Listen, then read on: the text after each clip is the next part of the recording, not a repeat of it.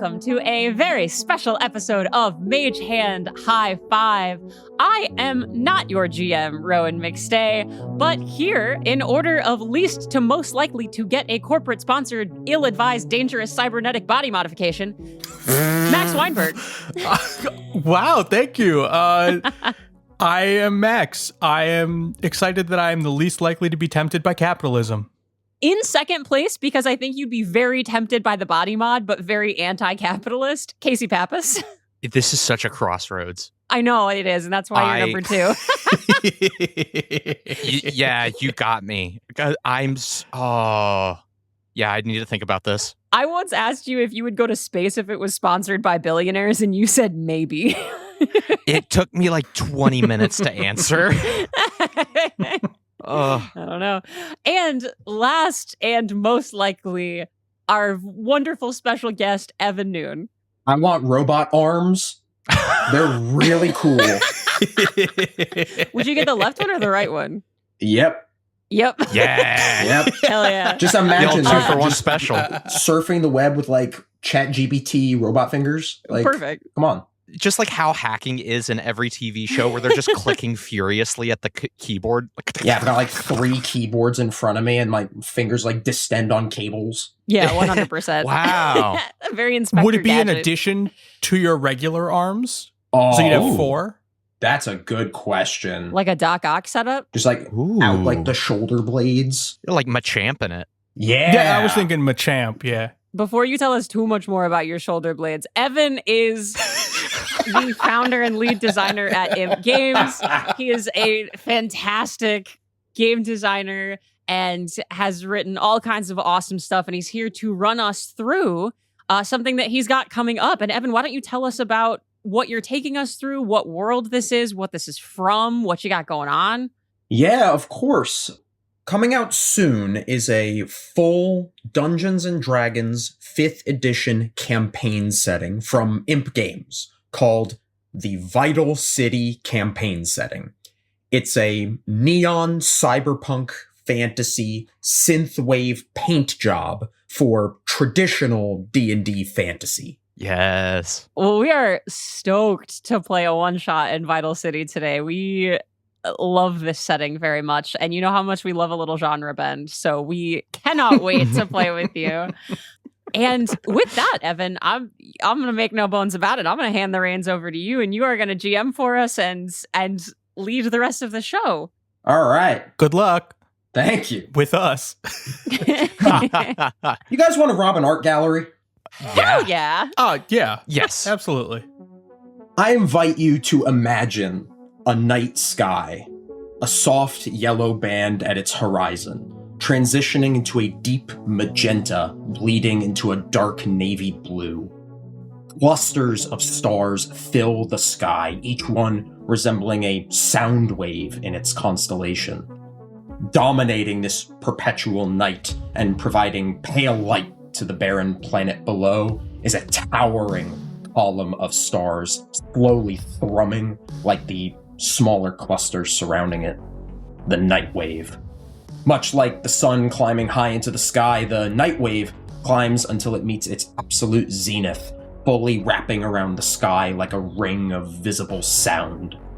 The only thing bright enough to rival its majesty on this hunk of rock is the neon-soaked skyline of Vydal City, accessing entire bioluminescent biomes in deep underground caverns. This megacity's mining operations are what keep it and its people moving forward. And as fortune would have it, the city not only found the resources deep underground to survive, but to thrive. The glowing neon tubes that thread across the city streets and skies carry the lifeblood of Vydal City, neonoxite, which the citizens call neon for short. Refined from glowing prisms excavated from underground caverns, this viscous, multicolored material allows technological miracles to become reality. Legends are happening constantly throughout the streets of Vydal City, as people use the power of neon to shape it in countless ways. This is one such legend. We zoom in now to one of the many glowing districts across Vydal City's mass expanse. Often called the birthplace of romance, Glow Ridge was the product of students and artists looking to leave their mark on the world. Home to theaters, galleries, libraries, and other locales that cater to the arts and education, one does not need to look far to find a certain passion in its populace. Venues and other businesses are often run by old-standing families that have either retired here or have established themselves as influential patrons across generations. Behind the scenes, though, intense competition amongst peers, both artistic and academic, leads to thinly veiled jabs disguised as art pieces, sabotage, or even theft of intellectual property. Tonight is a very special night in Glow Ridge because it is one night before the grand opening of a brand new wing in the Vibran Art Gallery, the Carmine Lindell Collection. And as the curators of the gallery enter the final stages of preparation and cleaning and organizing, unfortunately for them, things aren't going to go exactly as they want. I imagine this is where like the Steven Soderbergh picture-in-picture thing happens, and we have like smooth jazz playing as we see you guys approach up the hallway, and the two double doors, these big red doors, swing open, revealing our three criminals disguised as gallery curators. Oh, God, this is itchy. Relax. Come on. You got to get, pain is beauty. Become one with what you wear, and you will know no pain. Oh, no. I did have to scrape the sweatpants off of me. God. Oh, I missed you guys. You guys are just a hoot and a half. I tell you what. Yeah, it's been a while. Too long. As you all step foot into the Carmine Lindell Collection, we flash back to an office in the headquarters of Pageant Entertainment.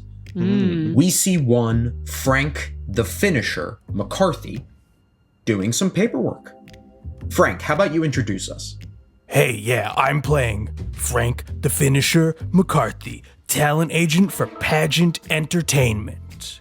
If you need to get some representation, give me a call. If you're represented and they're not doing what you need, give me a call because I will make it happen. I will finish what you started. Oh, and I also got an intern, TJ. He's here too. Yes, sir. I'm here as well. You see TJ, your intern, is sort of standing in the corner of your office. So, what can I do for you today? Well, sir, we got this, we got a new email from the higher ups. Here, I'm gonna send it to your pad. And he sort of swipes on his little pad in front of him. And you see there before you is a contract, an independent gig. You've done these before. You've been paid independently for a number of jobs, various talent scouting gigs, representation, but this one's a little different. This one's from your higher ups. And it reads as follows. Subject line. Intellectual property. Frank, it appears that some of our, let's say, proprietary pieces have been taken from under our nose by some rather foolish dead cell mercenaries. They've since been sold off, but we've located them to an art gallery in Glow Ridge, not too far from here, actually. We need you to reacquire them. And reacquires in quotation marks. And that is all the memo reads. Perfect. Well, sounds like a perfect opportunity for me to get the old band back together.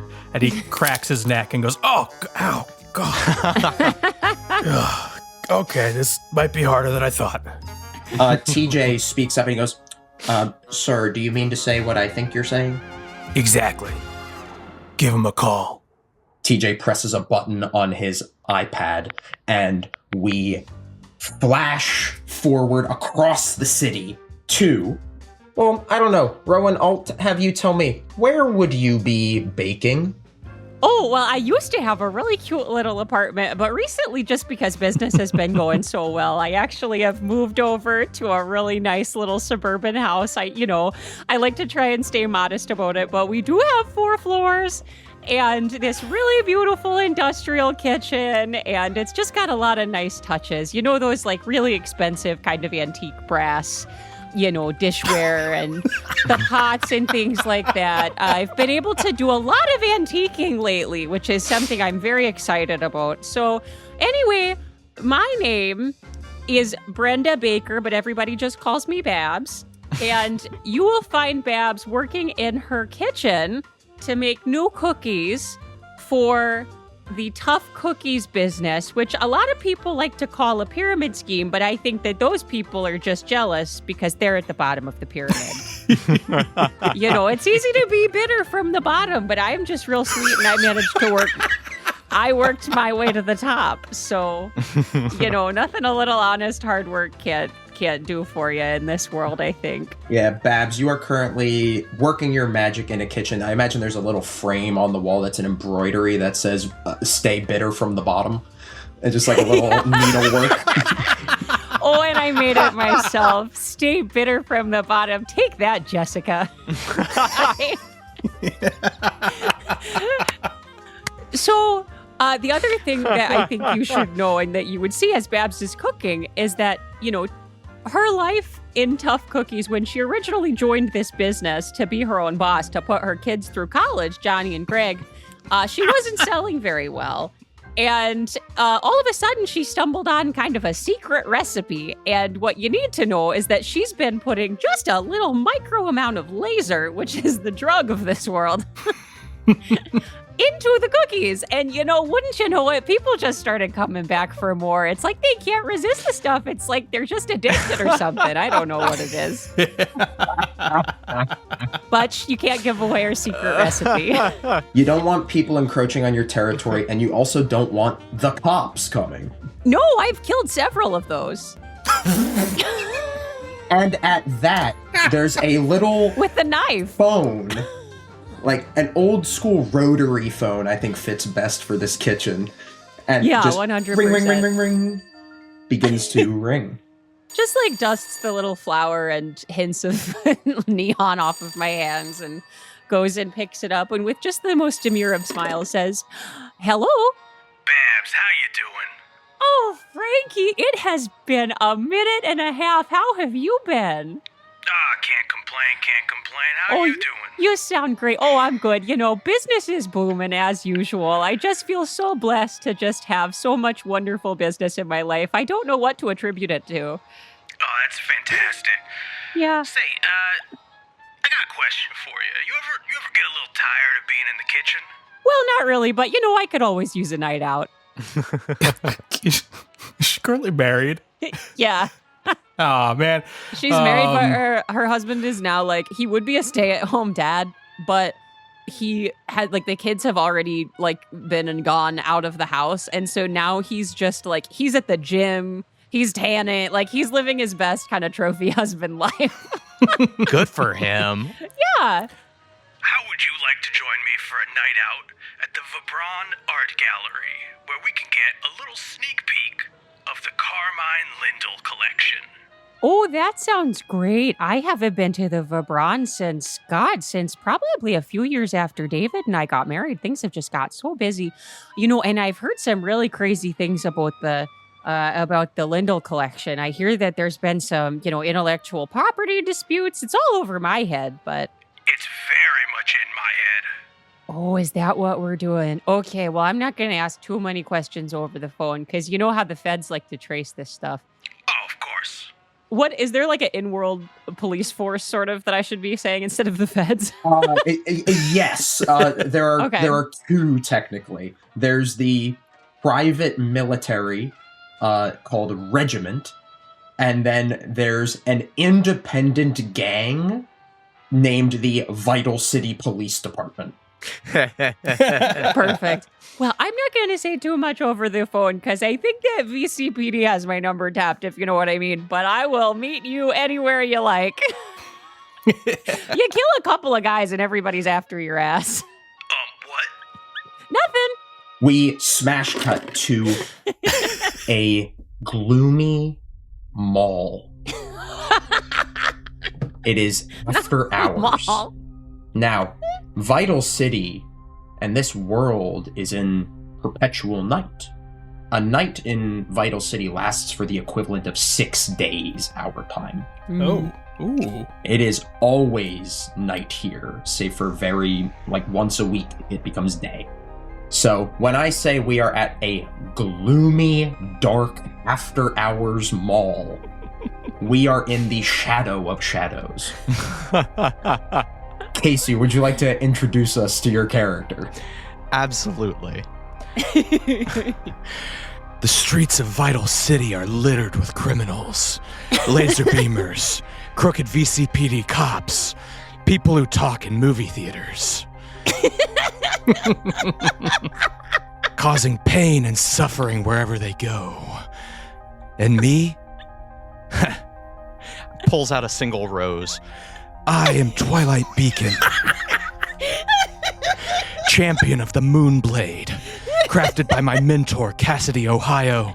Its sting is powerful enough to rend the cosmos, and it seeks the blood of evildoers. Tonight, Twilight rises.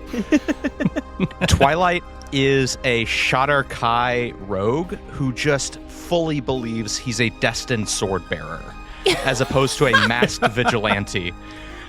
He wears a white tuxedo jacket and tie over his Metal Gear Rising-esque cybernetic body. Full anime protagonist style gray hair, a stylized black mask that hides his eyes and looks like the moon. Oh, that's And great. he's just fully crouched. He's just crouched in the middle of this mall, and there is nothing happening. He's just crouched here. Is the sword magic? The sword is just for all intents and purposes, it is a basic D&D rapier. It's a replica.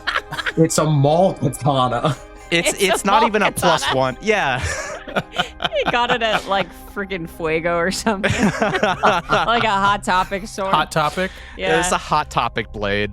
Yeah, so Twilight, you're crouching in this grungy-ass mall by yourself, Just waiting. waiting in perfect silence. You can feel it. The resonance in the darkness of your soul. It is becoming one here. And you sense power.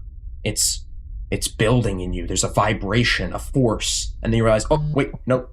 And you reach into your pocket and it's your cell phone and it's vibrating. I flip it open and just go, Speak. Twilight, how's it going? The night is still dark with the blood of criminals. I don't know what that means. You call a request? What are you doing later? I got a job. You in? If this job would put me in contact with those who would do ill upon the innocent, well, then consider me in. Yeah. Absolutely. The innocent will be protected, and you will vanquish the dark. I shall be at your side before the first cock of the crow. The first crow of the... Okay, I'll be there at 3. I'll send you the details. I'll tell you where to meet. Twilight doesn't say anything, doesn't sign off. He just fully cracks his phone in half. Oh my god! Like a burner phone? Twilight? Yeah. And then he looks down and goes, Damn. Wait. This was not my burner. And with that, as you drop the pieces of your cell phone to the ground, the moment they clatter to the floor, it is instead replaced with your step into the Carmine Lindell collection. As the three of you, we flash back to the present as you all begin to fan out in this collection. You have been planning this for a little bit. You guys aren't doing this off the cuff. That would be silly. You'd get caught instantly. So, let's see how well your planning has paid off. So here's what we're going to do. I need each of you to pick one of the following checks to make. We're going to add up your totals, and that's going to tell us how much intel you have for this job. Ooh. So you can pick Deception, investigation, stealth, or perception. Does what we pick influence the information that we get? It does not. Okay. But each person can only pick one. You cannot double up. Okay. Okay. I will do deception. Stealth is my best. Oh, I will absolutely do investigation. I did not roll very well. It's a classic Rowan roll right there. The dice favor me. The heart of the dice. Yeah. Okay, I got +8 to that. That's why. How did you get a +8 to your investigation? Yeah, I got a +8 because I'm proficient and have +2 to intelligence, so that's going to be +4. And then I am using one of the feats from the source book called Play Dumb that lets me increase my charisma score, and 3 times per long rest. Let me tell you, it came in handy. I can add my charisma modifier to either insight, investigation, or perception. Nice. Okay, so let's get those totals. Babs got a 13. 25. I also got a 13 13. with a +8. Okay, Surprisingly, Twilight the most competent. pretty good. You all got a 52 total. Hell Or 51, yes. sorry, 51. So let's see how your intel paid off. Here's what you have learned, and here's what you know going into this. You know you were able to get a layout of the gallery beforehand. You know how many other curators will be in the wing with you, so how many other witnesses you have to worry about. You know the locations of all of the art pieces you are going after. And you learn of any traps that are present. Ooh. You don't learn what those traps are, but you know where they are. Okay. Okay. Awesome. That's almost the best possibility. You all step into the gallery, and what you see before you is a familiar sight. Entering from a decorative red door, there is the first floor of the Lindell collection before you, which holds several glass display cases. The ceilings are 15 feet tall, and there are 4 sets of stairs, 2 on either side of the room. And these lead to the second floor, which is a balcony that can look down on the first floor. So you can actually look up into the second floor from your grounded elevation. Okay. You also know that on the second floor, there is a door that leads to a private room called the Lindell Room, which is where the most valuable art pieces are. All right. So, there's 4 pieces of art you're after, and this legend can end with you getting some, all, or none of them. It all depends on you. Oh boy. So you're looking for Sights of the Future, a 10-foot wide painting that depicts the early settlement of Vydal City at the time of Neonoxite's discovery. A Mind Ponders the Below, which is a 2-foot tall statuette of a humanoid figure in deep thought towards the ground. At least 1 piece from the Tools of Tomorrow collection, which is a series of early day tools. And A Bottled Idea, which is an 8-inch tall sculpture of a glass bottle with rainbow mist swirling inside of it, following direction of a curling filament, like a light bulb. Ooh, that's cool. These, normally I wouldn't take note of these specific sizes, but in this instance, feels a little important. It does. It sure does. Yeah. A 10-foot wide painting, that feels important. I actually feel like I might be able to do something about that. Ooh. One thing I can do is take something big and make it kind of little.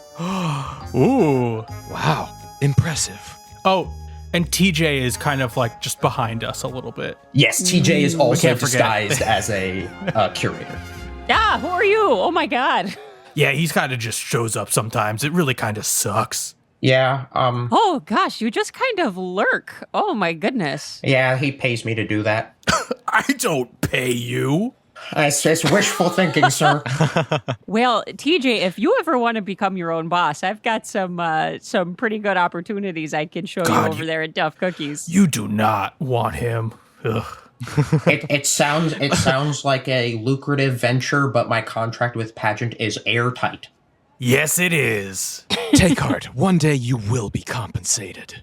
It just won't be today. Twilight, you step in, and because you rolled the highest on the intel check, I will say with your Metal Gear Rising robot body, like one of your eyes has like a little lens in it, and it immediately clocks the location of all 4 art pieces. So you know that A Mind Ponders the Below is in the Lindell room on the 2nd floor. Okay. There is a trap in that room. You know, Sights of the Future is hung near the paintings on the 2nd floor. Its frame is trapped. The Tools of Tomorrow collection is a series of cabinets on the 2nd floor. And A Bottled Idea is within a glass display case on the 1st floor. You also notice above you in various places there are security cameras. And the last piece of information you guys get before you take the plan in your hands is the rest of the curators. 6 other employees enter with you and are slowly meandering about the collection, absent-mindedly cleaning, reorganizing, and taking inventory. I begin conveying this information to them in a series of elaborate hand signs. Don't we have like a talk box for this? I don't think you have to play charades. That's what you got the earpiece for. Ah, no wonder. Yeah. I believed this was just a sign of friendship, sticking this small worm in my ear. Well, it is also a sign of friendship, you know. I mean, that's why I bedazzled it, but I bedazzled it for friendship, but the purpose of the device is so that we can talk. Bedazzle. Beautiful. Yeah, I made yours kind of black and shiny so that it matched your kind of overall dark vibe. Like the night. Yeah, like the night. What color's mine? Yours? Yeah, what color did you make mine? Babs realizes that she forgot to bedazzle Frank's. And reaches into her pocket and finds a couple stickers and goes, "Oh, it's yellow." And puts some yellow gold stars on it. Love it. Yeah, it's really nice. It's Great. really good. Mine is, of course, purple to match my company car from Tough Cookies. The coveted Tough Cookies company car. That's a nice lavender. I have to ask, Max, did you give an earpiece to TJ? What if you gave him one and it doesn't work? It's a dummy. It's like, yeah, giving a controller to a baby. Yeah. like a fake one. Make him feel involved. Yeah, I did. I mean, he's got to do something. He can't just be dead weight. I mean, any more dead weight than he already is. Good one, sir. I feel so bad for TJ. It's okay that mine doesn't have stickers. What, do you want a sticker? I can't afford it. You're right. I do charge about 15 lumens a pop for the stickers. That's too bright for my blood. Anyway. I can, if you want, TJ, I can loan you one. You're just going to have to pay it back with interest. Hey, I'm no stranger to loans. Sign me up. All right, here's 2, and I'm going to need 30 lumens back on both of them, but enjoy. He holds these stickers and goes, worth it. Oh, just to feel included. Okay. So I communicate all of this information to the others over headset. How many security cameras were there? There is not a set number. The way security cameras are going to work is whenever you try to do something nefarious, you are going to roll to see if a security camera is looking at you when you do it. And then if it is, you will roll stealth. Okay, it seems like TJ might actually come in a little handy here. He can make a spider. Oh, that's fun. Wow. So I could tell him to release it, and then he could go gunk up the cameras to maybe give us a little cover. Yeah, that'd be great. Let's do it. For rules, TJ is an imp familiar because I'm playing a warlock. And I took the Pact of the Chain, and imps can polymorph into spiders, ravens, or rats. Okay. So you say this, and TJ goes, I can do that if you want, sir. Chop, chop. Chop, chop. And you see he pulls out a little tablet, and he sort of like pulls it out from like, you guys are wearing like these like denim blue coveralls and like these like hats like dip over your eyes a little bit, like the brim of the hat to keep yourselves inconspicuous. TJ pulls out from his coveralls a small version of his tablet, and he punches in a couple of commands into it, and you watch his form begin to shimmer. He has like a little hologram on top of the tablet, and he swipes through a couple of 3D models until he gets to Spider, and you watch as pink neon sort of scans him and gives him the shape and appearance of a spider. Oh, Ooh, that's cool. Wow. That's cooler than what I said. And TJ will skitter up the wall, and the first time we roll for a security camera, we don't have to. There is automatically a security camera not looking at you. Ooh, nice. That's great. Fantastic. I might be able to actually do something about another couple of security cameras. I can cast the Dancing Lights cantrip indefinitely without concentration as a neon body sorcerer. So, we should say you guys are all playing subclasses that are part of the Vital City campaign setting. Yeah. Mm-hmm. So as a neon body sorcerer, I can cast Dancing Lights for indefinite duration without concentration. So I think what I want to do is like, these are basically torch-sized lights. And so I think I want to create lights in front of a couple of the security cameras to shine them and like blind them and mess with the footage. So what do these dancing lights look like? Because it is not a magical thing. Any sort of magical representation in Vital City is very technology-based. Got it. Okay. Yeah. No. So these are her sprinkles that she uses, that she's developed for the cookies. Excellent. Part of why people like her cookies so much is they've got this really cute little neon light up sprinkles. And some of the kids really like how these work because you can take the sprinkles and like throw them on the ground like those little poppers that you can do, like those little explosives kind of. And if you throw them on the ground, they kind of explode a little bit. And you can also kind of crack them open and make them light up. They're really exciting to bite down on. And I'm going to toss little sprinkles, these little neon laced sprinkles up at the security cameras. And you just hear these like pop, pop, pop, pop as they flash and like do these little flashbangs in front of the camera. Okay. So normally, because this is a nefarious act, I would have you roll for it. But because TJ, the little spider, crawled onto one of the security cameras, you do not need to roll a stealth check for this. It just happens. So Nice. Yeah. we will say that for the time being, security cameras are handled. We do not need to roll for security cameras. Whoa. Oh, TJ, that was a good tag team. I'm gonna take 5 lumens off of that interest, buddy. Don't be nice to him. Well, sometimes you catch more flies with honey. If I'm gonna invite him to be one of my inferiors, one of my employees, I have to treat him kindly so that he joins, the tough cookies. It's it's part of the process. You be nice now so you can take advantage later. Right, exactly. The art of war. See, Twilight knows. He's contractually obligated to be taken advantage of by me, so it doesn't really matter.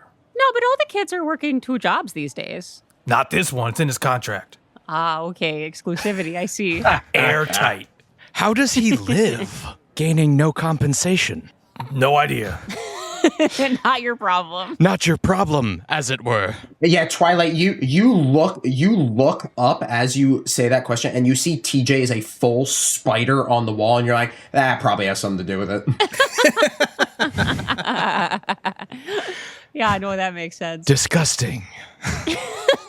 So whatever small item that we go for, anything less than a foot, Twilight's got. And that is because Twilight is a fence rogue, and fence rogues have an ability called Extra Pockets, where starting at the 3rd level, I can use my dexterity score for my carrying capacity instead of my strength score, and I can conceal a number of objects equal to my proficiency bonus that are no larger than 1 foot in any diameter. And objects concealed this way cannot be found unless you are restrained or incapacitated. That's great. So I think that would be the tools of tomorrow and the bottled idea, I think would be what you're going after. Bottled ideas. I'll try to bottle my excitement. A joke. God. Oh my God. One of the curators by the display case with a bottled idea overhears that and he goes, huh. See? That's fun. This one gets it. Twilight, do we want to go get your stuff first? On it. I know you've been lurking in that mall waiting for an opportunity, so I just wanted to give you the chance to shine first. I've seen you in there. You just kind of skulk until somebody gives you a job. I don't skulk. I ponder. Sure. You guys have been standing here for about 5 minutes having this conversation, and one of the curators, like 12 feet away from you on the first floor, is like, "Hey, are you guys gonna actually work, or are we doing this all ourselves?" We're taking our lunch break. All right. And he puts his hands up and he sort of walks in. He's like, "Okay." Honestly, the nerve of some people. Okay, so it is beneath a glass display case? Yes, you approach the display case. The display case itself is, I would say, it's about as tall as you. It's got 3 sort of floating glass discs inside of it that just gently hover under the force of orange neon glowing from the edge of the display case. It's sort of giving it this levitation effect. And a bottled idea is floating on one of these platforms, just gently drifting through space in it. Whoa.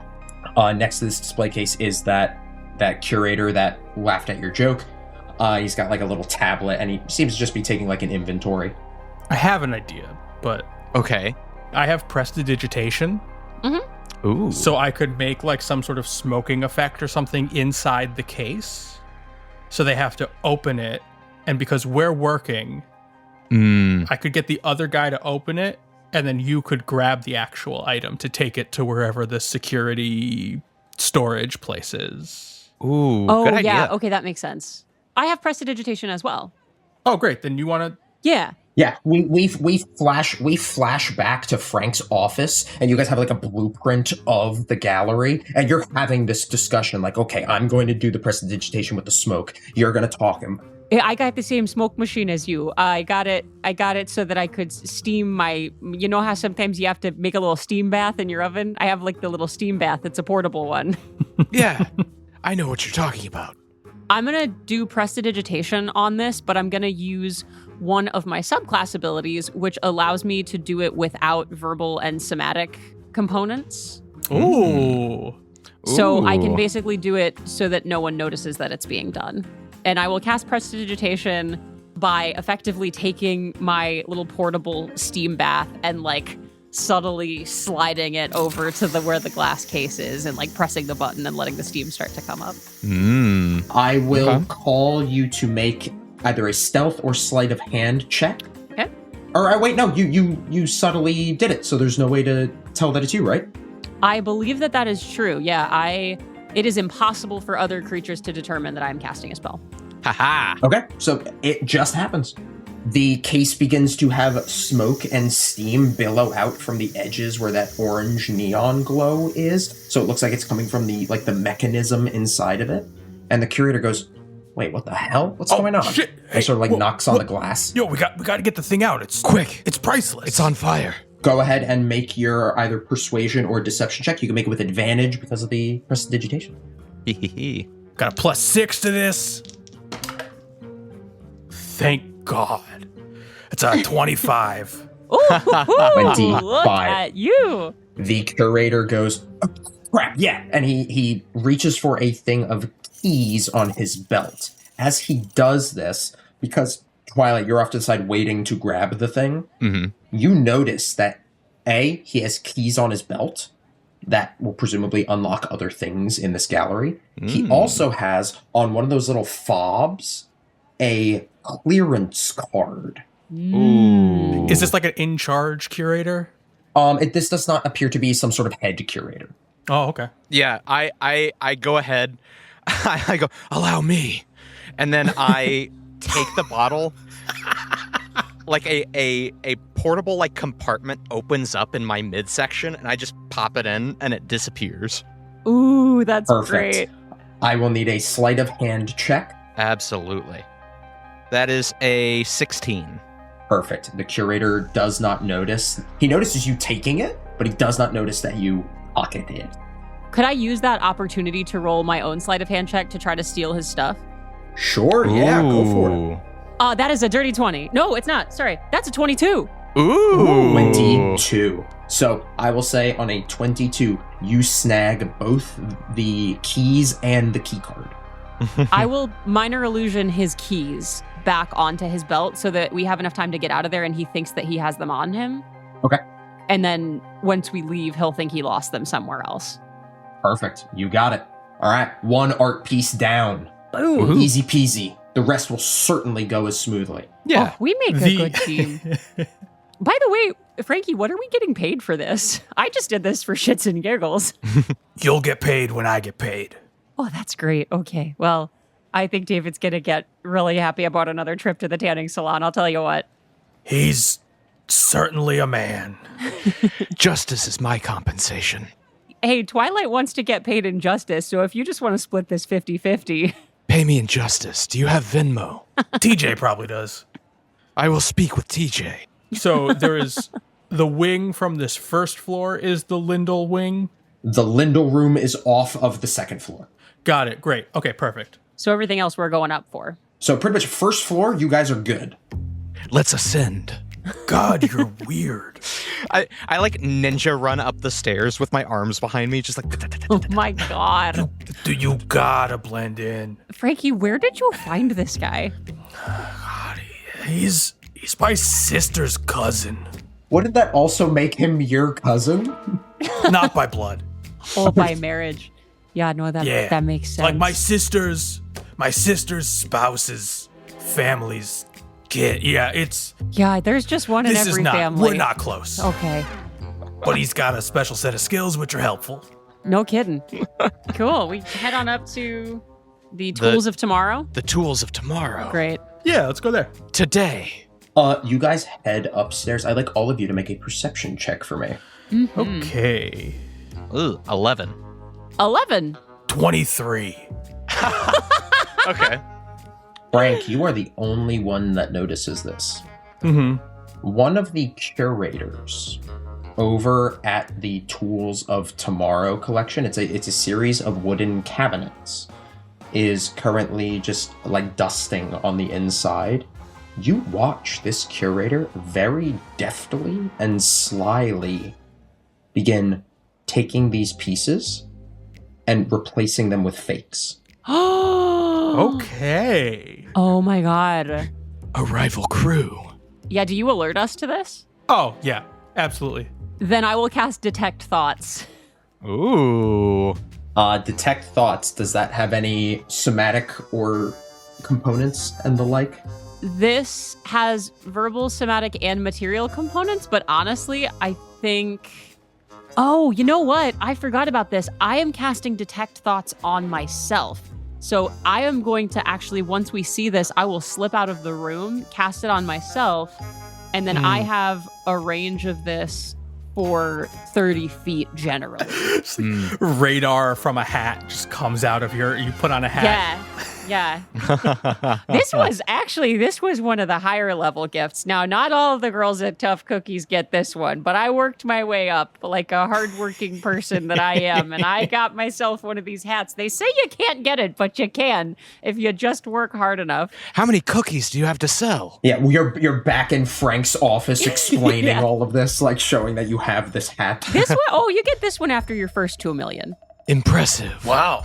Boxes, not cookies. So you are scanning surface thoughts right now? I am scanning surface thoughts, and with this guy, if I can't read something more specific, I'll try to pry deeper. But what are the surface thoughts here? Does the hat look like a cookie? Yes. Oh, it's like one of those novelty hats. It's a beret, but it's got it's a cookie beret. Tremendous. Incredible. Like it's a circle and it's decorated like a cookie, but it's a little beret. It's tremendous. It's great. It's got a little bite out of the side. The surface thoughts of this curator. You hear it almost like you're tuning into like a radio station as like the thoughts become here. You're sort of like tapping into this guy's body modifications that he has and reading his thoughts through that. Mm-hmm. And his thoughts are, okay, after the collection, grab the drive from the head curator, go to the painting. And he's like repeating that in his head over and over. He's like actively thinking about next steps for his plan. Ooh. Yeah, I'll communicate all of this. He's going to go to the drive, get the drive from the head curator, and then go up to the painting. So we just need to get a tail on this guy. Can we send TJ? Do we want to step in now, or do we want to wait until they go to get the drive? I am half tempted to let him get the drive and then, I don't know, stab him? Whoa, what? He's taking our job. Let the Moonblade taste blood tonight. I did that when Tiffany started encroaching on my sales territory. Frank, you see he has finished taking all of the tools. Through the talk box, I'll say, Hey, TJ, and you tail this guy. and he's going to turn back into TJ Prime, so he's no longer a spider, but is going to turn invisible. Okay, so TJ skitters down the wall, goes behind like a potted plant, and then like reassumes his form. And then again, that pink neon scans him and he turns invisible. Imps are wild, let me tell you. Okay, I have an idea, and it could be a little baddie, Okay. right? But what we could do is wait for this fella to get the drive and then meet him over at the painting. And I'm already going to make the painting really little, but one thing that I can do is do it to two things instead of just one thing, and so that I can also make him really little. And then he won't be very strong, and we can just sort of tackle him and take his stuff. If push comes to shove, we steal him. Yeah, exactly. Then we have a hostage. What? The light of the moon shines brightly. What? TJ over the earpiece hearing this, he goes, Sir, are we kidnapping a guy? That is yet to be determined. Twilight turns to you, Babs, and is like, I like the cut of your vibe. You could make a maiden of the moon one day. May the moon shine brightly upon you. Oh, a maiden of the moon. She starts blushing. The moon may grant you your own moonblade one day. What does being a maiden of the moon entail? What's a moonblade? Twilight begins to draw his sword and then puts it away. you hear a commotion downstairs. We are commotion downstairs. Mhm. Oh, shit. I think a minute's passed. Doubtless they have suspected the bottle is missing. Yeah, no, that makes sense. Okay. Yeah, you peer over the little balcony down to the first floor. You see the curator that you have stolen the keys from. The minor illusion has faded. He realizes his keys and card are gone now. And he says, wait, has anyone seen... What the hell? And you guys gain 1 heat. Damn. If you reach 3 heat, the jig is up. I call down to the curator, so the curator's looking around, and say, hey, there's a curator that I don't recognize who I just saw take some of the tools of tomorrow out and replace them with fakes. So if you're missing something, it's probably because he was stealing stuff. Wow. Just transfer that heat. I'm gonna try to transfer the heat. Go ahead and make a, I guess, persuasion check. You're telling the truth. I think this is my favorite way to lie, is to tell the truth. I do this all the time. Man, just call you a conductor because you're transferring heat. Okay, that's pretty good. That is, well, the roll's not very good. The joke was good. The persuasion roll was a 15. 15, okay. Of the two, I would prefer the joke to be good. I mean, I would prefer the roll personally, but that's just me. Yeah, hate to see that happen. You point out this guy to the curator downstairs. He goes, what? Hey, and he does a sharp whistle into his fingers, and you see one of the curators turns. He's on the second floor. He has a badge that differentiates him from the rest of the curators. Ooh. And this head curator, walks over to intercept this guy. The heat is not off you guys. You still have the one heat, but right now the attention is not on you. Okay, we need to grab these other ones pretty quick, huh? Yeah, we gotta go. Okay. Okay. You gotta tell TJ to now follow where the tools are going. Yeah, no, he's tailing the guy. Okay. The mind ponders below is too small for me to stow away. Or it's too big.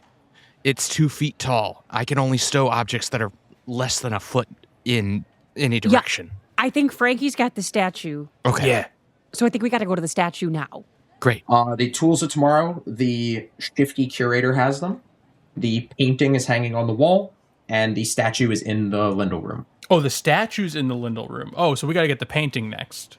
Something that I can do, I don't know how much this is gonna help, but I can, it'll change it from a 10 by 10 to a 5 by 5. I can make the sights of the future a little bit small. I mean, 5 feet is quite different from 10, so it's probably helpful. I mean, that sounds great. Yeah. I could go invisible. Oh, well, that's just incredibly helpful. Wait, Rowan, what does enlarge reduce? How much does enlarge reduce shrink stuff by? A category size. So this will basically turn it from large to medium. It'll turn it to from 10 feet to 5 feet. What if, because I'll technically be carrying it, it would turn invisible with me, but you could turn the statue from a foot into 2 feet into a foot, essentially? Yeah. And then my guy can... And then that can go in. And then I stow it. That's great. I love that. Yeah. Okay. I just walk out holding a 10-foot painting. Invisibly.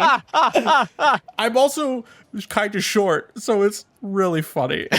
Just a little guy with a big painting. Cool. Okay, so then let's go up to the statue first. Cool. Great, yeah. Remember, the room is trapped. Could I take a look? You all approach the Lindell room. You see there are opaque glass doors that are like sliding doors. And you see there is a little keypad next to it that looks like it has a code. But next to that, there's a pad that looks like you can like wave a card. Yeah. Oh, wait, we have a card. I'm going to wave my card. Yeah. Wave the card. You wave the card, beep, beep, and the door slides open. Oh, I love to hear that sound. It's just cha-ching in my ears. A beautiful melody. Oh my god. Incredible. Inside the Lindell room, you all thought the art in the first 2 floors was expensive and very nice. This room puts the rest of it to shame. This Lindell room is dimly lit, save for a single spotlight that shines down onto a platform. This little dais, and on that dais is the statue, A Mind Ponders the Below. Can I do an investigation check? Absolutely. Go ahead the and make an traps. investigation check. TJ can't give me the help action because he's not here. He is not with you. I mean, I guess could either of us help? If you are proficient in investigation, yes. I am not. I actually am, even though it's an Hey! intelligence stat. There you go. It equals it out to a 0. Easy money. Great. Advantage from Yes. Twilight? Great. Oh, baby. That's 24.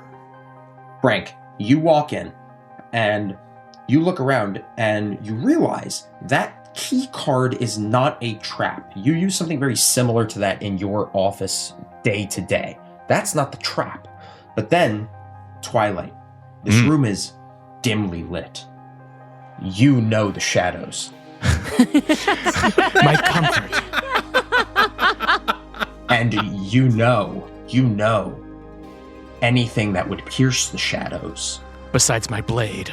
besides your blade, of course, can't be good. That spotlight, Twilight, is the trap. Ooh. You get the idea that if anything breaks the beam of light, it sets off an alarm. This episode of Mage Hand High Five is sponsored by Multitude Productions and their actual play podcast, Join the Party, as part of their direct creator support initiative. Multitude Productions believes that podcasts are for people, not corporations, and that the actual play community is full of incredible creators telling some of the most imaginative stories in all of entertainment. Multitude offers high-quality and affordable production services and consulting to help podcast creators of any size capitalize on their own successes. Join the Party is an actual play podcast focused on genre-pushing storytelling and celebrating the artistry of its cast and collaborators, as well as being a love letter to the art form of actual play. Join the Party has multiple seasons available now, with stories ranging from swashbuckling pirate tales in a world of plants and bugs to a weird summer camp beset by monsters. Here's looking at you, Camp Craven fans. Tune in every Tuesday for new episodes of Join the Party. And who knows, if we're your third favorite actual play, they might just become your first or second. We hope you'll check out Multitude and Join the Party at jointhepartypod.com or connect with them at Join the Party Pod on Instagram, Bluesky, Tumblr, Facebook, and Twitter. Also, be sure to let them know that Mage Hand High Five sent you and that their direct creator support initiative is working. And with that, on with the show.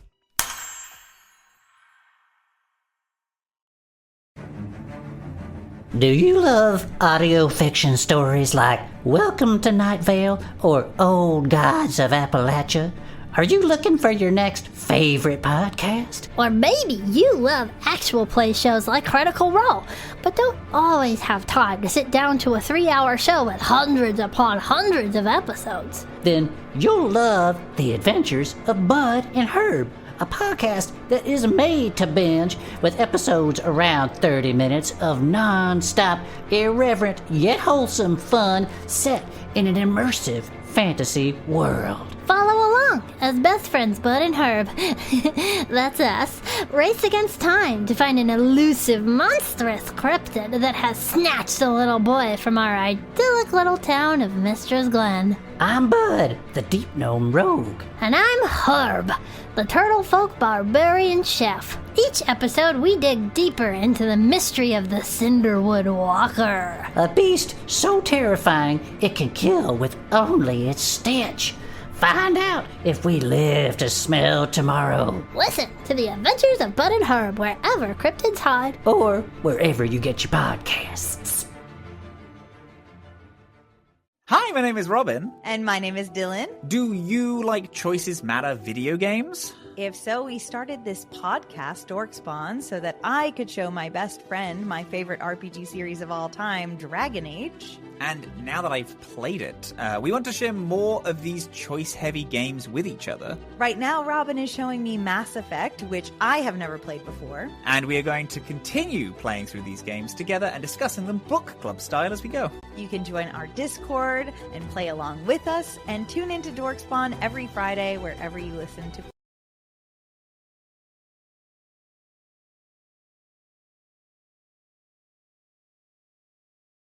The light above. We must pierce it. Enshroud in darkness. Can you be more specific? The light is the trap. The light is the trap. The spotlight above. As he points it out, Frank, you realize, like, okay, there's a spotlight. You see in the base of the dais where the statue is standing, now that you sort of understand the mechanism, there's a little slot for a flash drive to go into. Damn. Out of order. We accomplish these tasks out of order. I mean, we could try to do this the hard way, or we could try to incapacitate the lead curator. Speaking of the head curator, you guys, over your shoulder, see the shifty curator quietly being escorted out. Ooh. In, like, zip ties. Awesome. Nice. This is good and bad for you, because the tools of tomorrow are now back in play, but also heat goes up to 2. Our heat goes up to 2? Wait, our heat goes up. General heat. Okay. Because now they're on the lookout for criminals. Well, yeah, no, that's kind of a problem in a different way. I thought that would kind of transfer heat. This may quickly become a smash and grab. It might. Yeah, you're not wrong. In which we smash and then grab. Do we think that the badge that head curator has is the drive? No, they were gonna get a drive from the head curator. Yeah. Yeah, from the detect thoughts, you gather that the head curator is carrying some sort of flash drive that will deactivate this trap. Or you could try it old school style and try and disarm the trap yourself. Does it look as though, basically, like if the light keeps on lighting, the trap won't go off? Like I'm trying to figure out the mechanics of this trap. From your high investigation check earlier, if anything besides the statue crosses the beam of light, it sets off an alarm. Ah. What if like no shadow is created because someone's invisible? That wouldn't break the beam of light. So you could go invisible now. Yeah, and I could just grab it and give it, because it goes, like, as soon as I pick it up, it becomes invisible too, and I give it to you. Yeah. And then I Or can one of make y'all, it kind and then- of teeny tiny. And then Ooh. I like it. Actually, I think what we can do, we can make the painting easier on you too, because then we'll go take that, carry it over to the painting room, and then I make the statue and the painting small. Great, perfect. I will say I can only carry 2 things per my proficiency bonus. Well, no, you take the statue. Give me the dream thing. I just put it in my pocket. Oh, okay. Yeah, Nice. yeah. I take it back out and give it to you. That's fine. I put it in my coveted purple branded bag.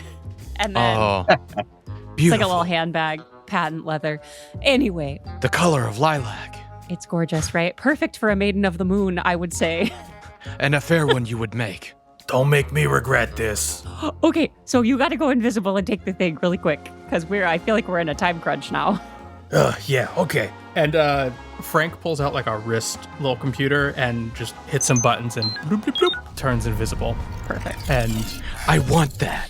walks over and picks up the big statue. Frank, you gingerly No. step towards the dais. Yes. Mm-hmm. Reach your hands out. Grasp the statue, and nothing happens. Ooh, Amazing. yes. Oh. Beautiful. Frank lets out a little toot. It fogs up a little bit and breaks the light. A foul. It's cold in this room. It's just him invisible, and the little toot is just gently floating towards the light. Great. We take that, and then we friggin' make haste to the painting room, I suppose. All right. Mind ponders the below acquired. Are the tools back? They are back in the case. Oh, then we should go get the tools first. They were returned. Yes. Dude, well, why don't we split up? Yeah. Twilight, you can go get the tools, and we'll go do with the painting. Yeah, perfect. Love it. Away.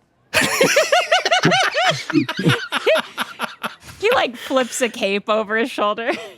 It's like a scene in Batman where you turn to talk to each other and turn back and he's gone, except you fully see him like 10 feet away. Naruto running Hey, down the... Twilight, come back. Do we need TJ to follow this guy anymore? Well, he's gone. Yeah, he's taken. So, no. Yeah, TJ actually perks up in your ears like, Yeah, he got quietly arrested off screen. A warrior's death.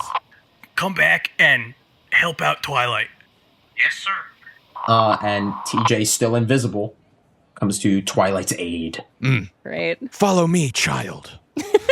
I'm fully an adult. Really? Yeah, I'm 29.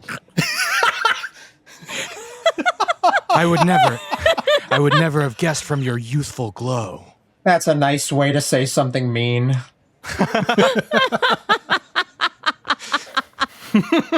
Oh, that got me. That's really funny.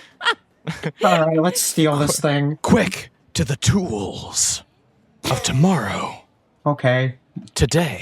He follows you, and you are now in front of the little cabinet. Okay, so they're just like in these little cabinets.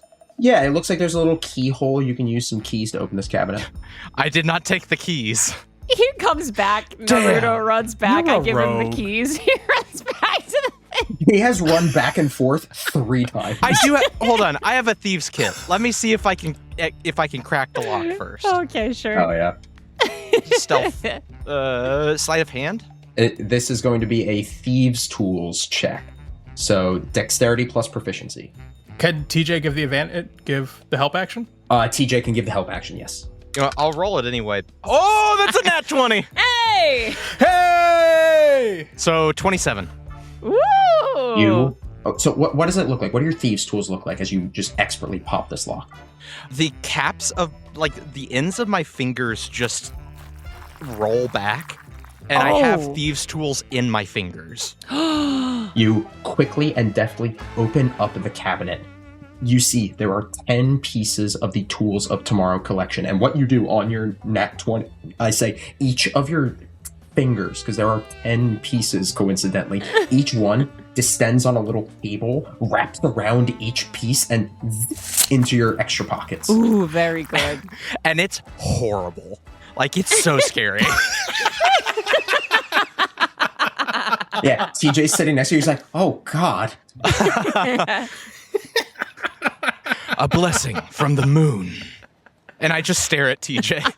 Invisibly. I just see him. His invisible, you see him, he like staring at him, and he's like, this is the most horrifying thing I've ever experienced.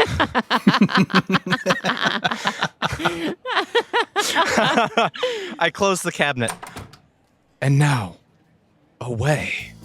Smash cut to the other side of the balcony. The camera zooms in across the gap over the first floor to across the room where Frank and Babs are dealing with the painting. Okay, so I'm gonna make the painting really small and the statue really small, and you gotta stand way over there because I can't make you any smaller. That's fine. I will say you do remember the painting is trapped. Oh, you're so right. Yeah. Can we look for what makes the painting so trapped? Yeah, make an investigation check. I think that should be you. I'm not proficient, so I can't give you help. Okay, yeah. That's a 18 investigation. Woo! Easy. You see the frame is trapped. You know that if you try and remove the painting without dealing with the security system, like a clothing store, fluorescent ink will splatter on the painting, ruining it. Oh, Oh, God. You also see, so you know the frame is the trap. You can try and disarm it with thieves' tools, or you see there's a little port for a flash drive. Okay, so I've been watching a lot of White Collar. Okay. And often in the TV show White Collar on the USA Network, they cut the paintings out of the frames if they need to. How are we feeling about that? I will tell you this right off the bat. That will trigger the security system. Great, okay. No white collar bullshit in here. Yeah, fuck Neil Caffrey. We have everything else, right? Yeah, this is the last thing you need. Yeah. Do we have a getaway car? Like, if we make a scene right now, are we able to... You do have a getaway car laying in wait. I don't know about you, but I think it's time to make a scene. Just like the last time we were together. Great. Okay, I can't wait. So I'm going to cast Reduce on not the frame, on the painting itself. Okay. So that the canvas gets like really teeny tiny. And also I'm going to use Twin Spell to do that to the statue. Okay. The statue should go back then to... Are you carrying this now? I'll carry the painting because a 5 foot by 5 foot invisible thing is better than a 1 foot statue. You hear TJ over the headset. I can carry it. I'm invisible. TJ, come get this thing. Oh, yeah. Very smart. Get your ass up here, TJ. And I want to get away from Twilight as quickly as possible. I thought you guys would hit it off. What's going on? Yeah, they're both kind of weird. Yeah, weird people love other weird people. Weird people love other weird people. He stared through me, and it's not because I'm invisible. I'm on the headset. I'm like, I can hear all of this. Yeah, you're kind of weird. Oh, God. Did you not know? Is this the first time both of you are learning that you're kind of weird? I'm sorry. One of you crouches in a mall, and the other one can turn into a spider. Perfectly normal Moon Guardian behavior. I'm contractually obligated to be weird. All right, well, why doesn't one of you come up and get the statue? TJ ambles over. Naruto runs over. So you're going to hand off the painting to TJ because TJ's invisible. Correct. And I take the statue. I come out of invisibility, so I'm there. All right, cool. I'm going to walk out and call over to the lead curator. Hey, I think we've got another problem with whoever's stealing stuff. The head curator turns, and you see he goes, another problem, hold on. And he sort of lumbers over. He's this, like, very, very, like, he looks like if just, like, a normal human had gorilla arms. Ooh. Like, he has massive robotic arms that are, like, almost, like, bursting the seams of his, like, curator's coveralls. Ugh. And he has, like, black steel fists. Whoa. Yikes. I know we got a problem, but where'd you get those? Yeah, we should definitely. Do you think we could take them off his body? You asked him out loud where he got his robot arms? Yeah, I asked him that out loud, yeah. He says, these are from, I used to be a regiment soldier, retired. Oh, okay. Actually, he might be kind of a fighter, but okay. Yeah, as he comes in, I'll just start off, I guess, and say, like, yeah, it seems like somebody made this, like, really little. Really little? Like, littler than it's supposed to be with the frame. Hey, hold on. and he takes out the tiniest glasses and rests them on his nose. And he goes, "What the heck? Did you see what happened?" No, we just came in here and it was really small. Did you arrest the one fellow who came in here and was trying to take the tools of tomorrow? Oh yeah, he's being held outside by a regiment cruiser. Okay, well, there must be some kind of accomplice then. Do you think you could open the frame so we could get a closer look, so maybe we could figure out exactly what this asshole did to this magnificent piece of art? He ruined it. all right, make your persuasion check. The things I would do to him. A ruiner. With advantage. With advantage? With Great. advantage, yes. With advantage from help. That's a dirty 20. Ooh. Dirty 20, that'll do it. So you see he takes out a little flash drive, he plugs it into the side of the frame, and this green neon circuitry pulses across it for a moment, and you see it's fully glowing. These green lines of neon light, they slowly dim and fade until they are turned off completely. Nice. And then he takes the painting out of the frame. He says, "Yes. I mean, it's no illusion. They literally made it tiny." You know, that must be somebody with some really powerful tech. Maybe one of those molecular things that can kind of rearrange, the atoms and molecules to make things smaller and more dense. Like one of them shrink rays, yeah. Yeah, one of those shrink rays. I hear that they give those out at Tough Cookies after a certain tier. It's after you get the hat. How many cookies is that? 7 million. 7 boxes. million boxes? Yeah. Jeez. Tough Cookies. I know that name. Yeah, this guy is ex-regiment. I'm gonna roll to see if he recognizes Tough Cookies. Oh, fuck, no! Well, Tough Cookies is a reputable organization, but I have established that I have killed several of the Vydal City Police Department. Yeah. He says, "Tough Cookies, huh?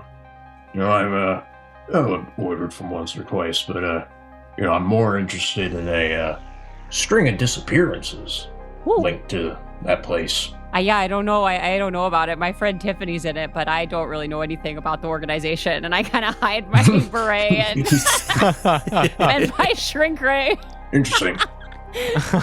in my purple branded bag. So the branded bag, that's what's going on there. I think this is time to cast suggestion. Yeah, let's just do suggestion. Hey, buddy, why don't you just kind of take a break? You've really earned it. Go home, take a nap. What is your save DC? 14. He holds the painting. He looks at you.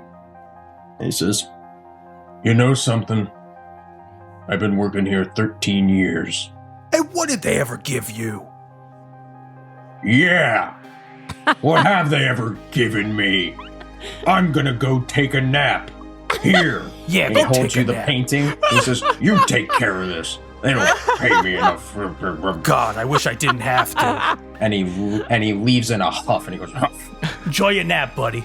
As he's leaving, you see lines of like violet neon light are like currently like basically hacking his brain stem and currently like changing his like brain receptors to be more agreeable.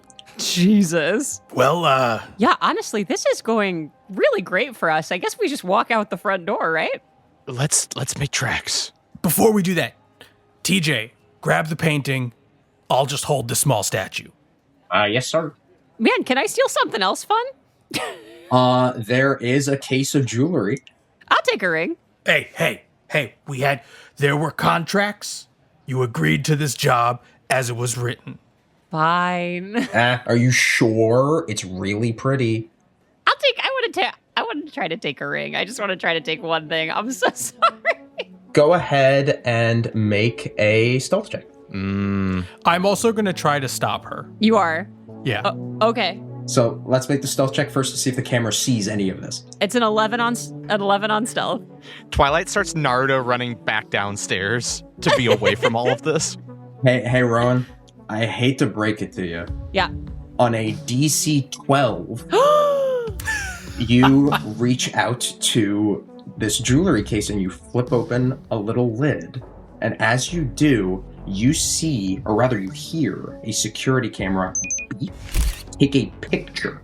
And you look up and you see this dome of green neon energy with a little lens sticking out of it with a white sort of circle on its edge. A white neon circle is zoomed in on you. And then instantly, as you reach 3 feet, red lights begin to blink and a siren begins to blare. I told you, stick to the contract. I'm so sorry, but as a player, I'm really glad we got here because I wanted to see what happened when we got to 3 feet. As you get to 3 feet, all the curators begin scrambling. The head curator has seated himself on a chair and he says, "Keep it down." Well, I still take the ring. We gotta then. go. Yeah, no, 100% we gotta go. I'm gonna still take the ring and then we cheese it. You book it outside. You guys burst out of the doors of the gallery, and as you're out on the sidewalk, you turn and see the squadron of regiment soldiers currently arresting that one curator. And they turn to look at you, and there's just a tense moment of you staring at each other, and after a beat, one of the officers goes to a radio on his shoulder and says, "Yeah, we're gonna need some backup." And they immediately begin closing on your position. Shit. In the car, let's go. Officers, there's somebody else in there stealing jewelry. You all run to the car. Describe the car for us. What is our getaway vehicle? Is it the Tough Cookies promotional vehicle? It's definitely the Tough Cookies Company car. It's like a purple Ford Thunderbird. Yeah, it is a... You know how 59 Impalas had like the double spoiler? Yeah. It looks like kind of an old, kind of retro classic car at first. Like it almost looks dated and like out of this world, but there's racing stripes of neon going through the sides of it.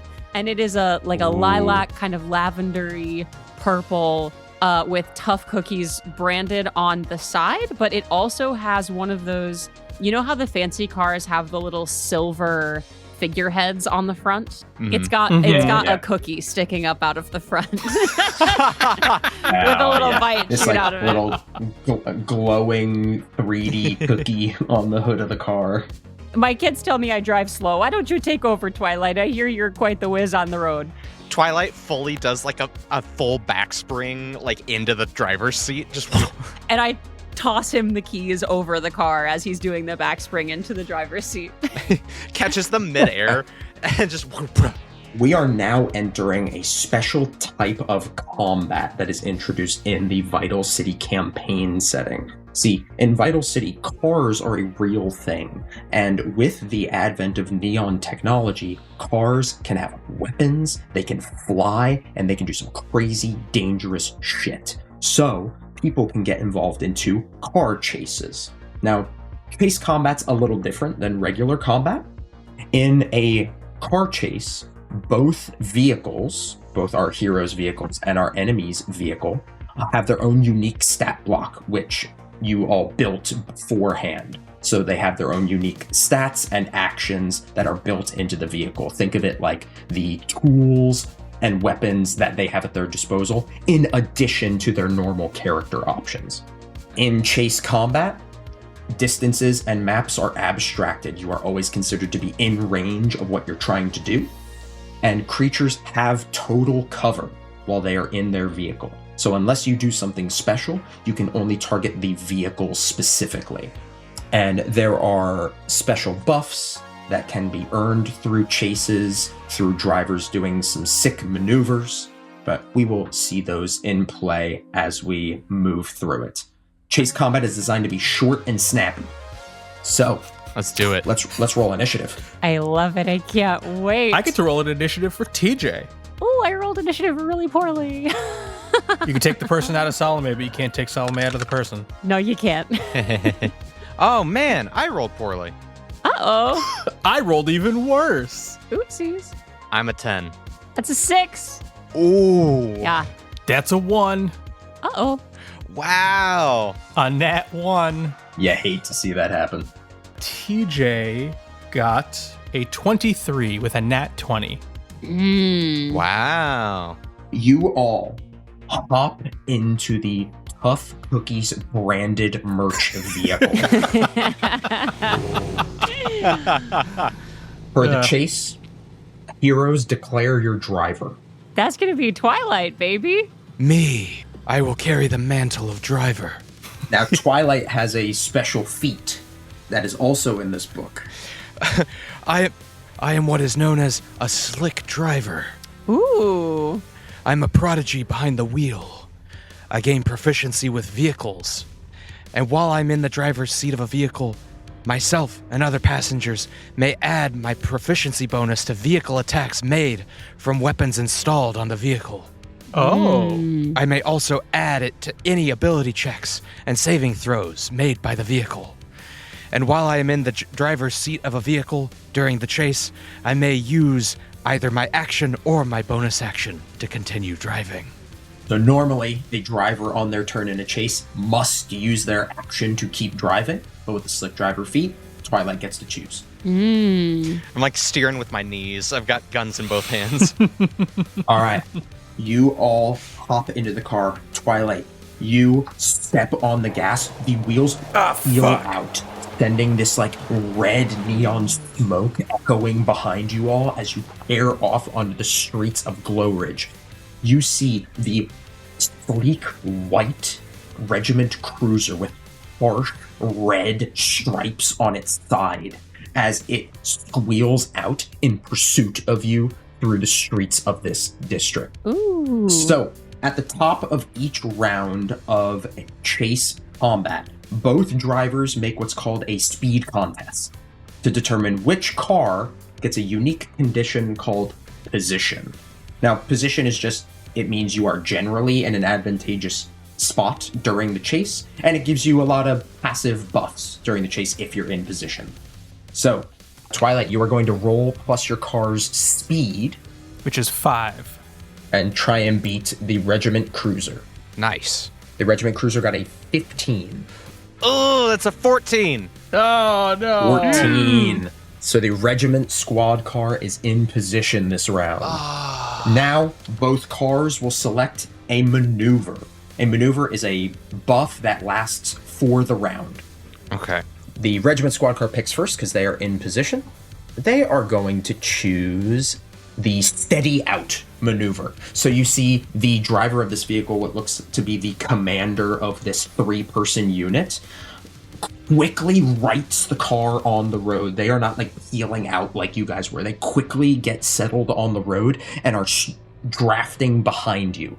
The next attack roll they make from their vehicle has advantage this round. Oh, okay. I'm going to floor it. That way we get into position next round. Great. So you're choosing the floor it maneuver. That means your next position roll is made with advantage. Yeah. Okay. God, my back. Twilight, Jesus, warn us next time. I am one with the road. The first to go is PJ, who is in the back seat holding a painting, screaming for his life. Okay, so every car has a ranged weapon called a neon pulse. can multiple people use that? Yes. So like TJ could do it, and then I could do it as well Yes. on my turn? Ooh. Great. Yeah, Frank's just going to instruct TJ, you better take that thing out or you're fired. Okay, sir. Okay. And I'm going to tell TJ to try to use the Neon Pulse to shoot the other car. Okay. This Neon Pulse is a D20 plus handling. Does that mean I get Twilight's proficiency bonus because of Slick Driver? Yes, from his Slick Driver feat, you also get to add his proficiency bonus. So the 3 stats a car has are its speed, its handling, and its body. That's an 11. 11 does not hit the TJ. squad car. TJ leans out the window. He reaches into the glove compartment of the car and he pulls out this massive, it looks like this helixing glass neon tube that comes to a point, and it is attached to this hose that sort of hooks up to the engine of the car. He leans out the window of the car, wind is just whipping across his face, and he just screams, "Ah!" And he just sends a beam of neon light that just scatters part of the road. It's like one of those like Ghostbuster beams. TJ, you gotta get better at this. But because he missed, another upgrade that our car has is the electrician that basically says when we miss a ranged attack, it lets our engine store power from it. So we get +1 speed, basically, until we hit for each time we miss up to 3. That's great. So you guys have 6 speed now. Yeah. Now it is the squad car's turn. They rolled very similar initiatives, so all 3 of them are going to go. Shoot. Okay. One of the officers, you see a little skylight open up, and a large gun on rails emerges, pointing straight up, and then flattens out. And you see 2 large prongs with lightning sparking between the gap, as it is going to attempt to fire a rail splitter at you. Ooh. Oh, no. Why did I take this contract? A 19 will hit your car. No. Ooh, your car takes 8 lightning damage. That's just 20% of our health. And I need the car to make a body saving throw, DC 14. Ooh. Oh, boy. Okay. Do we have a body. +4 to that? And your proficiency from Slick Driver. Okay, so +6. That's an 11 on the die, +6, 17. Nice. 17 makes it. Okay. Go. So the lightning scrapes This is across stress. the side of your car. It does not damage a part of your car. Okay. Yet. Yet.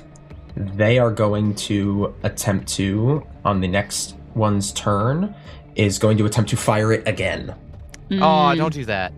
That is also going to hit. Ah, yikes. 4 lightning damage and another body saving throw. That's a 13. So, on a failure, one of your parts becomes damaged. Ooh. Your car's frame is now damaged as this projectile, thrumming with lightning energy, just scores across, just absolutely tearing a gash into the right side passenger door, catching on the frame of the car where it meets the tires, just bending it into place. Uh-oh. Ugh. Yikes. Hey, Frankie, you might have to fix that. That's not my fault. I'm not liable for that. No, but you can do repairs, right? And you can do like DIY repairs, right? When you can, yes. You can make a thieves' tools check to fix an issue with the car. I certainly can't make a thieves' tools check. Oh. Twilight's like, okay, I'll do it. And then fully takes his hands off the wheel. Nope, not you, not yet. The last officer's turn. Yeah, they are going to attempt to just, the driver is going to try and trade paint with you. Oh, hey. That is going to miss with a 12. So they thank God. ignore it and try to catch up with you. And you quickly swerve out of the way. They do not manage to collide with your car. Dingus. Twilight is your turn, then Babs, then Frank. Yeah, I guess I mean, you know what? I can trade paint with them. I'll show them how to do it. So I will drive with my action, and for bonus action, trade paint. Ooh. So our speed is +6, +6, +2, plus 17 is a 25. Oh, yeah, that hits. Add 1d6 lightning damage to your damage from the electrician. It uses the stored up charge. Oh, yeah. Immediately rolls a 1. That's a 12. You love Plus to the see d6. it. Plus the d6. Oh, Plus a d6. beautiful. That's a 1. Hey, that's okay. All right, it's a 13. That's still good. We'll take it. This is how it is done. So they were like kind of behind you. How do you absolutely clobber them? God, I slam on the brakes in order to make them swerve, and then as they are swerving and we pull up alongside them, I just ram into them. You're like kind of T-boning them, and they're sort of at an angle, just skidding down the road. You can see through the windshield the driver desperately turning the wheel. Yeah, I'm doing that stare again, the one that I gave TJ. Just Great. The officer sees you doing that, and he goes, "Oh." Babs, that's your turn. All right, let's do it. I am going to, as a bonus action, the first thing that I'm going to do is use my innate sorcery. I'm going to get in touch with all the neon that's gone into my bloodstream from making these little cookies and tasting them. And the spell save DC of all of my sorcerer spells is going to increase by 1. And I will also have advantage on attack rolls using my sorcerer spells. And that is my bonus action. Ooh. And for my action, I am going to cast a 2nd level catapult on the car. So I'm gonna lean out the window, and I think what it is that like this car just has like a little secret compartment with like this kind of cute little almost slingshot looking thing. And like you would think it's just like a children's toy kind of. And I just take a box of cookies from like a little holster that I have just always on me. And I take the cookies, load them up in the little cookie pult, and I like like shoot a bunch of cookies at these people. But the cookies are rock solid explosives. These are the overbaked cookies. These are the overbaked ones. These are the factory rejects that we can't sell to the customers. These had a little too much laser in them where they became volatile. Exactly. Oh, God. Oh, catapult is a dex save, I believe. So that translates to a handling save for cars. Okay. That is an 11. That fails. Because my save DC is 14, baby. Oh. So that is going to do 15. a tight... You're so right, it is 15. A tight 48 of damage. Ooh. Okay, that's 16 damage. Damn. So, you unleash these exploding cookies. They just leave these splatters of sizzling neon sludge on the side of the squad car that just begin to eat and burn through the metal. And as it does, you see one of the officers currently like loading another metallic puck into the rail splitter, just peering through the hole in the car, and he goes, "Ah!" What do you think happened to the Vydal City PD? My God. He looks through the hole and he goes, "Oh my God. It's her." Yeah, it is. You better turn around and start going the other way. "Commander, we got a problem." Babs's eyes light up with a neon pastel lilac color. Frank, it's your turn. Okay, just because I'm not super familiar with this, does my investment of the Chain Master, which is one of my Warlock invocations, it says, as a bonus action, I can command the familiar to take the attack action. So does that mean I can have him shoot a neon pulse again? That sounds about right. So I can use my bonus action to have him use a neon pulse attack, and then I can use a neon pulse attack. That sounds right to me. Or Eldritch Blast, either. We'll see which we're feeling at that time. Hey, TJ, it's time to earn your job back. Hit that thing. And I use my bonus action to tell him to attack. I was fired? He got fired? He might. All right. Handling plus proficiency. Oh, that's a dirty 20. Nice. Oh, that hits. Great. Frank yells at TJ, who then smacks the car for 6 damage with the neon pulse. Ooh. Yeah, he leans back out the window, and this time he's not screaming, he's aiming, and he goes, okay, and just Ghostbuster beams this red neon wave that just collides into the side of the squad car. Now get out of my way. It's my turn. God. And Frank's going to use his action to now also Neon Pulse. Go for it.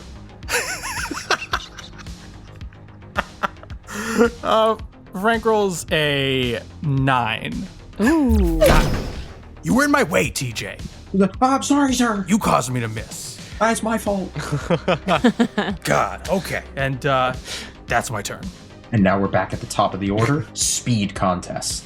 Okay, so we lost the speed bonus from Electrician. We got it back at the end there because because Frank missed. At least something good came out of it, Frank. Nothing good comes from failure. You need to beat a 14. Well, damn it, the one time I don't need advantage. That's an 18 on the first roll. Ooh, very plus good. a 6, plus proficiency, that is a 26. That'll do it. All right, Ooh. you handily have position this round, so go ahead and pick your maneuver. Steady out. I think we should kill these guys. One attack roll made from your vehicle this round is made with advantage? Heck yeah, let's do it. Unfortunately, it's going to probably be TJ's because otherwise they'll get a bunch of attacks on us. Yeah. So they are going to choose their maneuver. So you steady out your vehicle. So you swerve because they're still like on your grill after you railed them. So you quickly shift and knock them off and right yourself on the road. They're going to attempt to do something risky. They're going to swerve. Uh-oh. Ooh. Uh-oh. And they succeed on their handling check. Whoa. As they are knocked off of your grill and spinning away from your car, they do that thing in cars where you turn right to drive left, and they perfectly shift to be righted on the road, and attacks against their car have disadvantage this round. Damn. Damn. He's tougher than I initially thought. But no matter, once I use my ultimate attack. What is your ultimate attack? I will hit him with the car. Oh, okay, well, is that gonna hurt us or what? Just a minor trade paint for us. Okay. But it's going to rock their world. As you're monologuing, TJ is picking up the gun again as it's his turn. You helped last time. You were fired, then you weren't fired, then let's not get fired again. And he's going to blast the Neon Pulse rifle. Teach. So 14? 14 does not hit.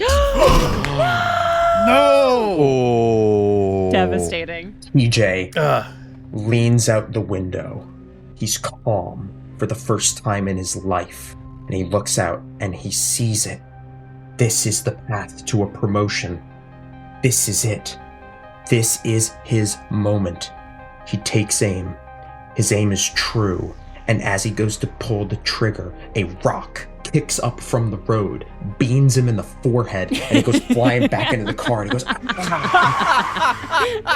TJ also then skulks as this is happening and uses his bonus action to crank the tunes, which plays Bad Day by Daniel Powder.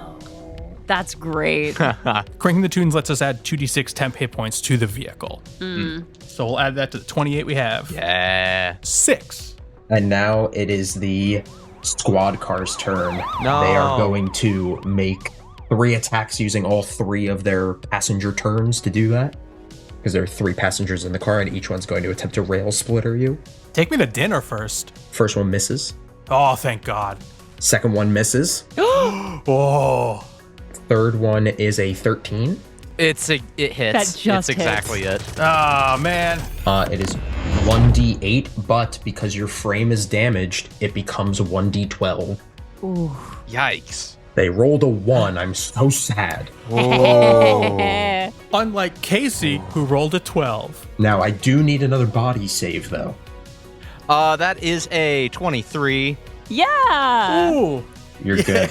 Your frame is not broken. Yeah. It is Twilight's turn. All right, come on, Twilight. Do I take a big swing? Yeah. Do it. Whatever. Twilight turns to you, Babs, and says, Moon Maiden, take the wheel. I don't. Okay, sure.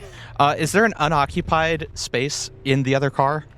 Interestingly enough, normally you have total cover, so you can't see the inside of a car.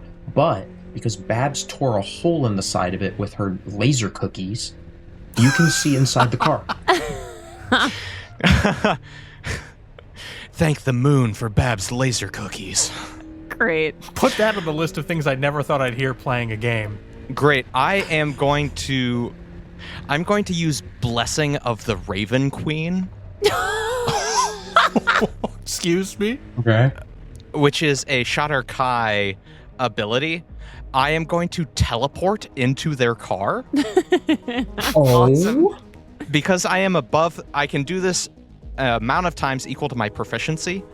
And starting at 3rd level, I also gain resistance to all damage until the start of my next turn. Ooh. Great. I teleport into their car as my bonus action, and then for my action, I am going to try and drive the Moonblade into the steering column of their car. Oh. Like, drive it through the hole in the steering wheel to pin it to the, like, odometer to try and lock the wheel in place. Wow. You are going to make a melee weapon attack. Does this not affect our car in this? Yeah, currently you guys don't have a driver. If you don't solve this by the end of the round, it gets bad for you. Okay. Great. Here's a question. Is this a sneak attack? I'll tell you what. Because you elected not to drive, I will let you make a stealth check. Let's go. If your stealth check beats the driver's perception, it is a sneak attack. That's a 2 on the die, so that's a 9. Uh-oh.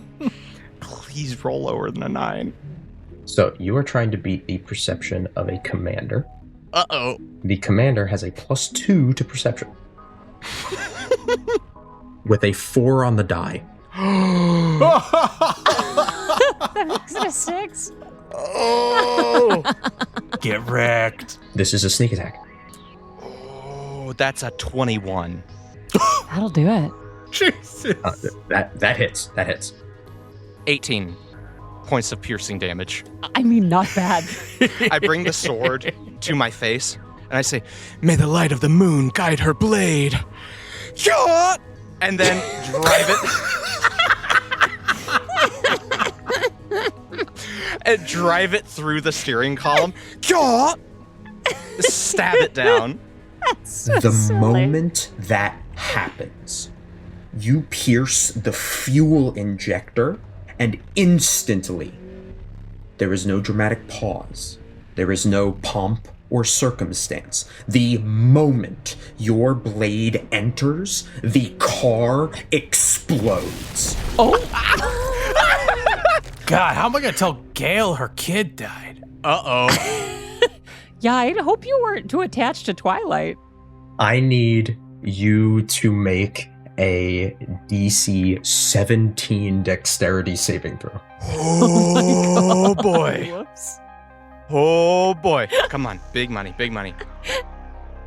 That's a 4 on the die. That is not going to do it. Now, I'm at full health. you do have resistance. Oh, that's true. And I have resistance to all damage. So you're only taking half of 10d4 fire damage. Oh, 4. Okay. Oh, that's fine. 10d4, I can do that. 21 fire damage. Ooh, whoa. Halved to 10. Halved. Okay. All right. Down to 28. The car explodes. The officers are sent flying out of the wreckage. How do you survive? I think I take some damage, so I am launched from the car. However, in the air, I twist gracefully and then do a superhero landing. Like a in the middle of 3-point the land street. in the street. Like knee down. The Moonblade behind me. You superhero landing in the street. The Tough Cookies car putters to a halt because no one is currently stepping on the gas pedal. About 30 feet away from you. It just sort of like comes to a halt.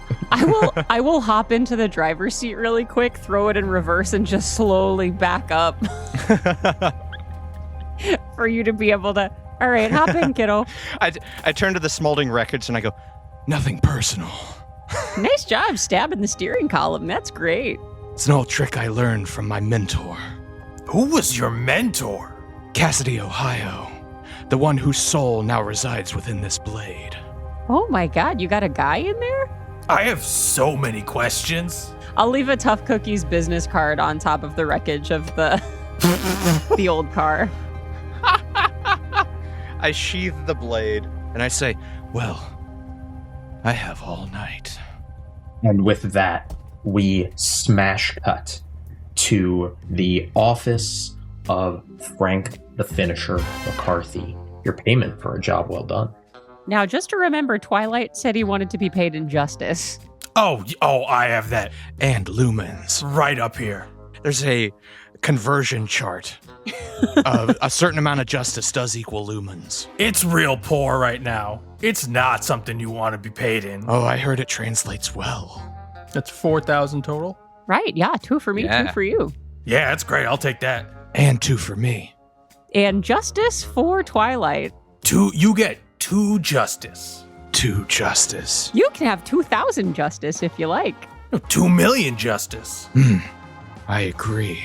And as this legend comes to an end, we see a security room. Tall monitors. It's cold in here.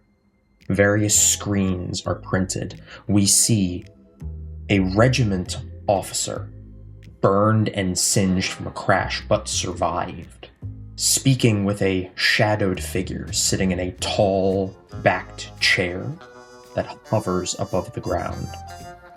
This figure wears a deep black suit. Their hair is fiber optic cable. Oh. Whoa. And they look at the security camera footage of Babs attempting to steal a ring and says, "Send out a search. We'll find them." Uh-oh. Uh-oh. But that's a legend for another time. Yay!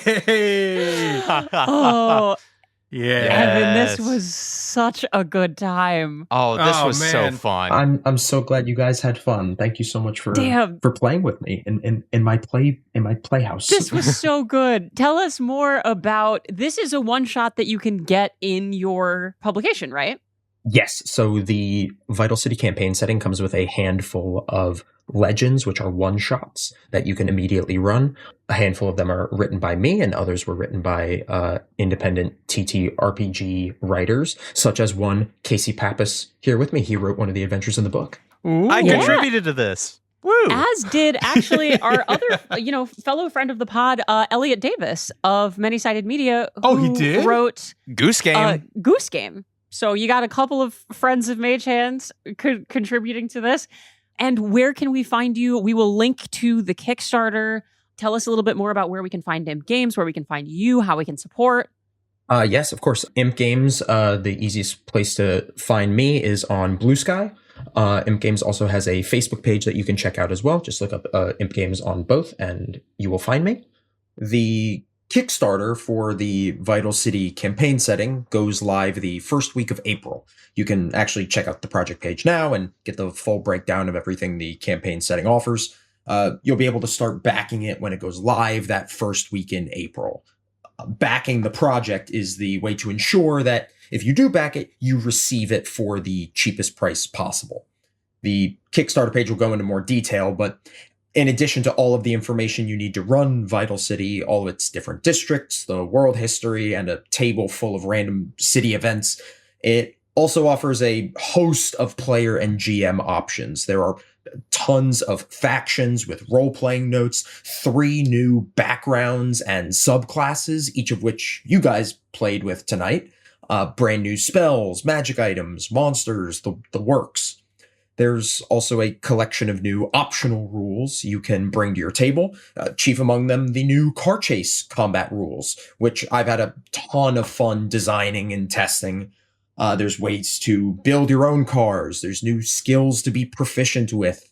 Ways to get street cred that actually gives you mechanical benefits while you're playing. There's just so much packed into this book, and I can't wait for players to get their hands on it and dive into this world that I've had so much passion creating.